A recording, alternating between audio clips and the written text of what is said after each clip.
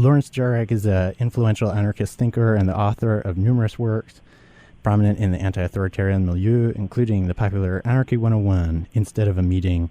His essays have appeared in, among other places, the Berkeley Daily Planet, Killing King Abacus, Green Anarchy, and L'Ondeur, and Anarchy, a Journal of Desire Armed, of which he is a contributing editor. We're pleased to have him on the phone today from the Bay Area to discuss, among other things, post-left anarchy.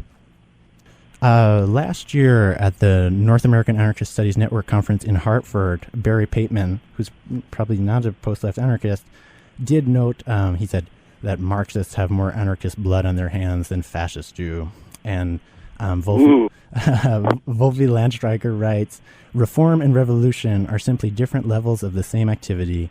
Such are the absurdities of leftism, which remain blind to the overwhelming evidence that the only trajectory that we have been on since at least the rise of capitalism and industrialism is the increasing impoverishment of existence, and this cannot be reformed away. We had John Zerzan on the show a few months ago, and he was making the distinction he likes to make, and not only him, is between anarchy and anarchism. And he said something to the effect of that. Anarchism is not what's moving forward. It's anarchy, not a closed Eurocentric ideology, but an open, no-holds-barred questioning and resisting. I like it. Yeah. Do you want to expand on that at all? Sure. I mean, my take on the distinction between anarchy and anarchism is a little different. The way I try to explain it is that for 99% of human history, there has not been a state. There has not been class-based culture.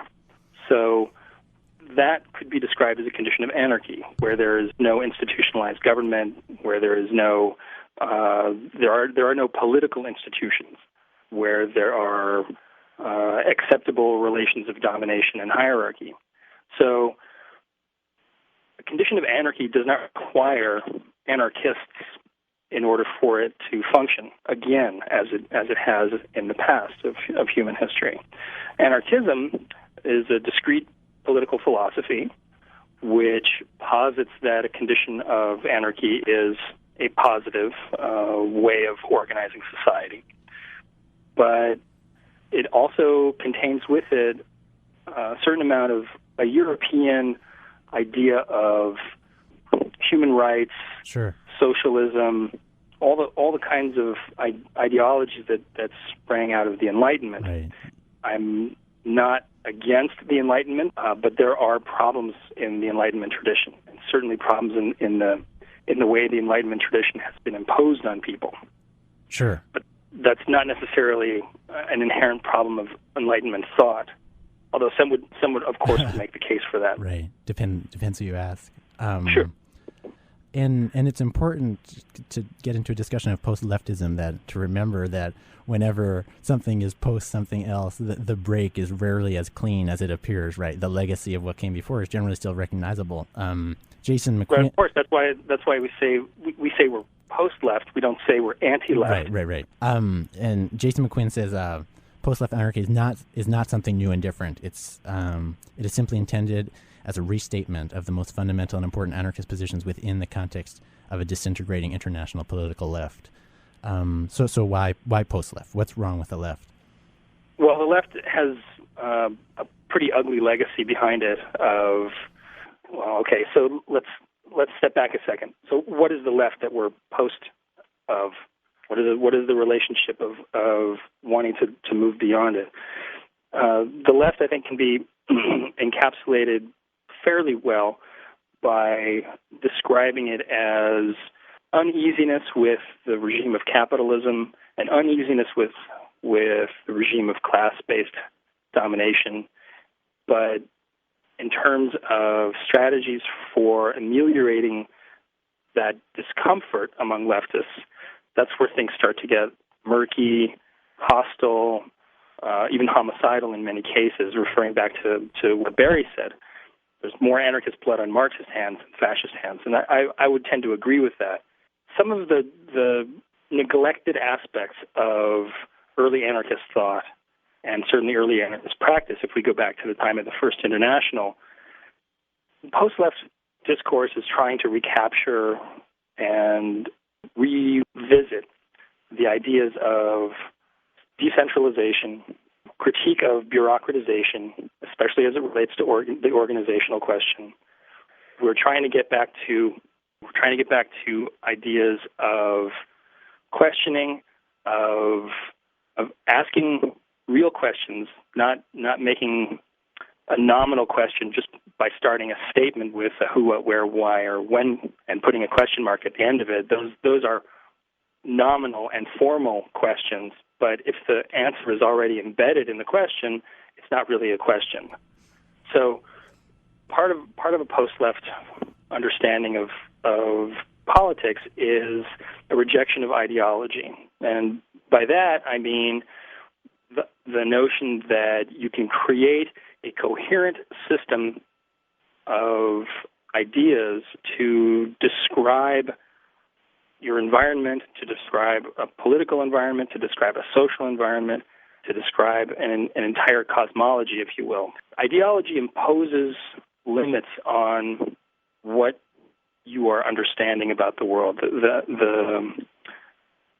The way that you generate a theory about what you're observing, what you're doing, is by observing it and by doing it. And ideology will create parameters around what kind of questions you are allowed to ask, for example, or what kind of answers you are allowed to accept. So the situationists in the 1960s, early 60s, possibly even the late 50s, formulated it in a rather pithy adage, which is, ideology is when ideas have you, instead of you having ideas, sure. right? Theory is when you have ideas. Ideology is when ideas have you. Leftists in general, throughout the history of leftism as something identifiable in a European context, they always have a lot of answers. The problem is where the alleged solutions to those questions come from. So I would rather ask more questions about the questions than try to formulate answers to the questions that I think are inadequate. And I think that's one of the distinctions between a post-left understanding of anarchism and a leftist understanding of anarchism. Left anarchists have a tendency to ask a question, again, that already has an answer embedded in it. Right. You just touched on a lot of these fundamental points. I have another kind of short and sweet passage that we can consider, again, from Jason McQuinn. It's not all from him, I promise. All ideology, in essence, involves the substitution of alien or incomplete concepts or images for human subjectivity. Ideologies are systems of false consciousness in which people no longer see themselves directly as subjects in their relation to the world. Instead, they conceive of themselves in the manner subordinate to one type or another of abstract entity or entities which are mistaken as the real subjects or actors in the world. This prevents them from creating a praxis built on their own passions and desires. They actually work towards the liberation of a social role to which the individual remains subject. So I would agree with that assessment. And the way that I would try to explain it is that it's like the question of morality and moralism. Right? Somebody, I think it might have been Oscar Wilde, I don't remember, said that morality is how you want other people to behave, especially the ones you don't like. Yes. Okay, so ideology is how you want other people to think. Yeah. Right? So, and if I have an ideology, it's how I want you to think. Right. As opposed to how I want to provoke you to ask your own questions. Right. I want to provoke people to ask their own questions. I don't want to spoon-feed them answers. Right. The same way I don't want to spoon-feed them questions. No, and that really gets right to the core of it. A lot of it seems to boil down to the issue of work, right? Which was and the situationist emphasis on play, as kind of in contrast to traditional leftist philosophy. A Bob Black quip that I couldn't resist. Liberals say we should end employment discrimination. I say we should end employment. Yeah, good stuff. Yeah. So what do you think about that? That the issue of work? Or I'm for the abolition of work also. The idea that you have to perform some kind of task or duty for a wage in order to survive in this culture. So if I'm doing a job that I don't particularly like, I'll have to stick with it in order to pay my rent, pay for my groceries. In the absence of that kind of coercive framework for particular types of labor? What's to make people, what is there that is going to compel people to do particularly onerous tasks? One of the arguments that I often have with anti-primitivists when they talk about, well, after the revolution, once we have eliminated the boss class and we've eliminated capitalism, all labor will be voluntary. Okay, great, I'm for you. So who's going to volunteer to be a coal miner? Who's going to volunteer to be somebody who assembles microchips for the processors and computers? Who's going to volunteer to do, I don't know, whatever else you can think of that you would not want to do no matter what the wage was? Something that's inherently dangerous, something that's inherently destructive to the environment, something that's inherently alienating and pernicious. Like, there's no amount of money you could pay me. There's no amount of hero of the revolution medals you could give me to be a coal miner. The conditions are bad. They're dangerous. In a world without coercive authority, what would be my motivation to engage in this kind of onerous task? If you look at the history of the development of mining in particular, the first miners were slaves. John Zerzan always refers to Freddie Perlman asking, who's going to go down in the mines? It's not me. You touched on an issue of revolution, which I think is also kind of central to the left or some of the post-left critiques of traditional anarchism. And there's a quote from Gustav Landauer, which I really appreciate. It goes, well, nobody could accuse him of being a post-left. Right. No, exactly. But I mean, from the sound of it, you'd think he was a Foucauldian or something. It says, the state is not something that can be destroyed by revolution, but it is a condition, a certain relationship between human beings, a mode of behavior. We destroy it by contracting other relationships, by behaving differently. Yeah, I've always loved that quote. Really, it goes to the main issue, and it refers back again to what Jason was talking about in terms of ideology. That there is, when people behave with each other in a way that is based on domination or some kind of hierarchy, they are replicating all of the authoritarian relationships that go into the creation and maintenance of state, of government. And if we want to do away with those ideas, and not just the practices, but the ideas that lead to those practices, that's how we do it, by behaving differently. Now, I'm not. A lot of people would take the Landauer quote and say, well, that means that we shouldn't be out on the streets protesting anything. We shouldn't be targeting the IMF or the World Bank. We shouldn't be targeting police brutality. We should just be nice citizens and be polite with each other and not try to screw each other when we deal with each other. However, that's not what Landauer is saying, and it's not what the strategy that comes out of understanding what he's talking about would lead to. There's a lot of value in being a vocal and physical opponent to the status quo. But when people say, well, how do you live as an anarchist? That's a minority position. And sure, it's a very minority position. It always has been. I don't think that the attraction of specifically anarchist ideas is ever going to gain a mass following. Certainly not in the way that it did in Spain in the 1930s and in parts of the Ukraine in a couple of decades before that. But how? So the question is one that people on the internet ask all the time, like, how can you be an anarchist in a non-anarchist world? Well, again, it goes back to the distinction between anarchy and anarchism. So in order for anarchism to exist, so where all the formulas and programs and all the answers that various anarchists have about the world are the majority of people doing them, doing things the anarchism way, that requires a vast majority of anarchists in order to implement those programs. But anarchy, a condition where there is no state, again, doesn't require anarchists to exist. And when you look at places like Tiananmen Square in the late 80s, Tahrir Square in the last month, some of the barrios in Argentina, some of the stuff that's happening in the jungles of Chiapas and in parts of Oaxaca, there are very few anarchists actually involved, if any, involved in those activities.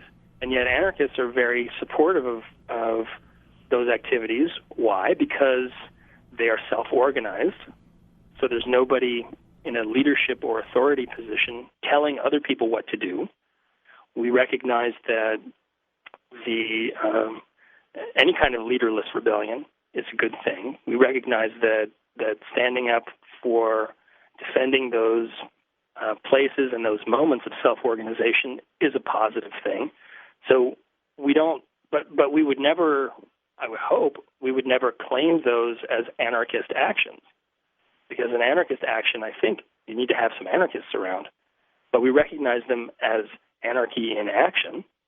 Obviously, with how fresh all of the news is, especially from the Maghreb, it's something that a lot of people have been thinking about because, as you pointed out, it's not probably not a lot of self-described anarchists there, and yet, in Tunisia and in Egypt, in Algeria, you have people essentially taking control of their own communities, often, mobilizing against that which has immiserated them. You touched on PostLeft Critique being denounced by people like Murray Bookchin or individualists, kind of derogatorily, lifestyle anarchists, and then people like Bob Black and others contesting that further. And so you don't have to touch on that debate specifically, but maybe on some of the elements that were presented by both sides. When Bookchin wrote and published his Social Anarchism or Lifestyle Anarchism, that was 1995. More or less coherently be called PostLeft Critique didn't happen until that was a result of Murray's provocation. Okay. So what Murray was talking about, what he was seeing in the 80s was a lot of diffuse ideas, a lot of weirdos hanging on to the Circle A, and he was getting kind of miffed about that. Now, he certainly wasn't the only one. There were other people around who were writing denunciations of what they were calling neo-individualism. And what that meant for folks back then, pre-Murray, was that there was a gradual abandonment of class struggle, anarcho-syndicalist type activities. But what the folks who were annoyed by that apparent abandonment didn't seem to recognize was that had been abandoned for generations already. What Murray was talking about was it came after social anarchism or lifestyle anarchism. And Bob's book, Anarchy After Leftism, was a direct response to social anarchism or lifestyle anarchism.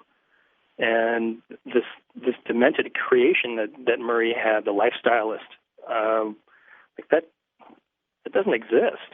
That's this weird amalgamation of everything that Murray didn't like about anarchists and anti-authoritarians from the 80s and 90s. So it's this caricature that he invented is rife with internal contradiction. So you have militant atheists along with Buddhists. You have people who like the situationists along with people like Hakim Bey. This radical extroprian. You can't encapsulate this very diverse and distinctive trends within American, certainly anti-authoritarian thinking and practice with a one-line throwaway. There wasn't such a thing as a post-left anarchist before Murray's book, because post-left anarchist ideas, it's an internal critique of anarchism. The same objections to authoritarian conditioning and authoritarian ideology that post-left anarchists promote it's the same stuff that the situationists were talking about in relationship to social democrats and Stalinists. The same kind of stuff that Castoriadis was talking about. It's the same kind of stuff that the Solidarity group in England around Maurice Brinton, it's what they were talking about. Yeah. So John Zerzan's very eager to kind of cite primitivist strains, or maybe even not even self-identify primitivist strains, but as kind of the most vibrant element within what could be broadly recognized as a anarchist movement. And so I guess I would ask how you see primitivism fitting into either a larger post-left context or something else, or some of the incongruities there. And then also one of the fundamental tenets of at least John Zerzan's thought is a critique of what he calls mass society. There is a problem in mass class-based society, and it's been a problem from the beginning of mass class-based society, and that is hierarchy and domination. It's virtually impossible to find from contemporary accounts, from historical accounts, any mass society, and when we're talking about